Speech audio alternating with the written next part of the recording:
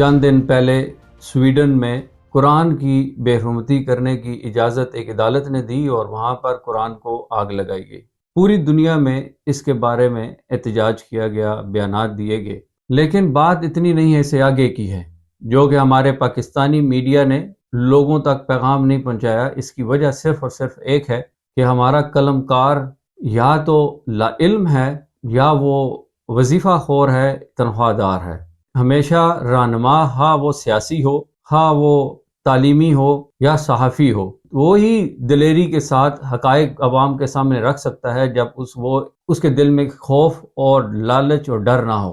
NATO کے سربراہ نے حجاب کرنا، قرآن کی توہین کرنا، کارٹون بنانا یا رشتی سٹائل بے حرمتی کرانا کو جائز قرار دیا ہے۔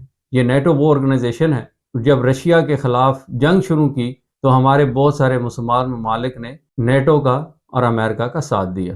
انہوں نے اس رشین فوج کا ساتھ یا اخلاقی طور پر کھڑا ہونا مناسب نہیں سمجھا، کیونکہ ان کا پریزیڈنٹ جو ہے، کسی نے یہ نہیں بتایا کہ وہ اس کی بیوی مسلمان ہے۔ اس نے جتنا رشیا میں مسجدیں بنائیں، جتنا مسلمانوں کو حقوق دیے، اس نے چچنین مسلمانوں کے لیے جو کچھ کیا، یہ ایک تاریخ ہے جو کہ ہمیں بتانی چاہیے اور پڑھنی بھی چاہیے۔ فرانس نے 200 مساجد پر تالے لگوائے، آسٹریلیا نے مساجد پر منار بنانے کی پکی پابندی لگا دی اور اذان دینا بند کروائی۔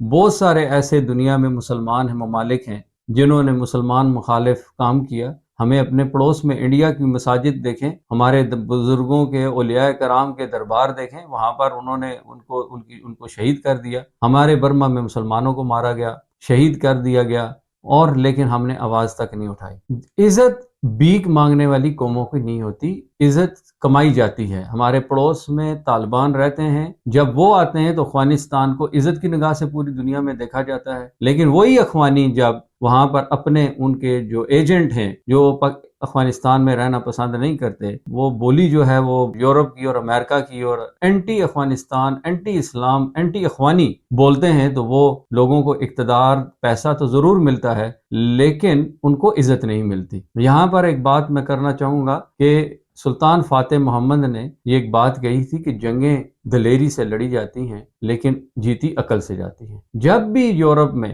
قرآن کی یا حضور پاک صلی اللہ علیہ وسلم کے کارٹون بنا کر یا کوئی اور بے حرمتی کی جاتی ہے تو ہم احتجاج میں اپنے گھر کو آگ لگاتے ہیں۔ ہمیں یہ جنگ جیتنی ہے تو صرف اور صرف ایک طریقے سے جیت سکتے ہیں کہ ہم قرآن پر عمل کرنا شروع کریں، حضور پاک صلی اللہ علیہ وسلم کے جتنے بھی حکمات ہیں ان کے مطابق زندگی گزاریں۔ نبی پاک صلی اللہ علیہ وسلم نے فرمایا تھا کہ ایک قوم بن کر رہو، اللہ کی رسی کو پکڑ کے رکھو مضبوطی کے ساتھ، تفرقہ نہ ڈالنا، نفرت نہ کرنا۔ تو پھر ہمارے دلوں میں ایز اے معاشرہ مسلمانوں میں اور خاص طور پر پاکستان میں اتنی نفرت ہے ایک دوسرے کے بارے میں، ہم صوبائیت کی نفرت رکھتے ہیں، ہم فرقواریت کی نفرت رکھتے ہیں، ہماری بہت ایک دوسرے سے خواہ مخواہ حسد کی نفرت رکھتے ہیں۔ یہ ان چیزوں سے نکلیں، قوم بننے کی کوشش کریں۔ میں پہلی دفعہ مایوسی کی بالکل لائن کے قریب آیا ہوں۔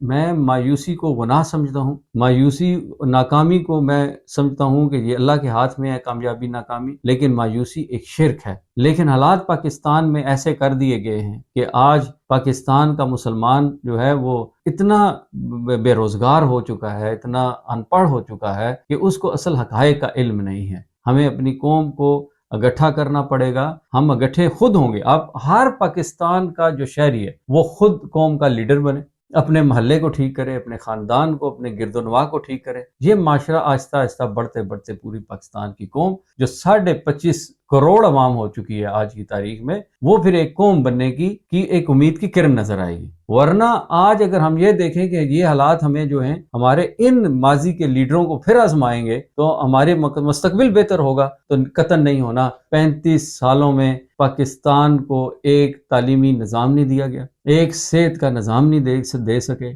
ہمیں اپنے بچوں کو ہنر نہیں سکھایا، ہم نے اپنے بچوں کو آج اتنا مایوس کر دیا کہ ہمارے بچے جب یہ ملک سے باہر جانے کی تیاری کرتے ہیں تو اس طریقے سے جاتے ہیں کہ وہاں پر کشتیوں میں ڈوب کر مر جاتے ہیں۔ یہ کتنی افسوس کی بات ہے۔ تو لہٰذا آج ہمیں ہوش کے ناخن لینے چاہیے۔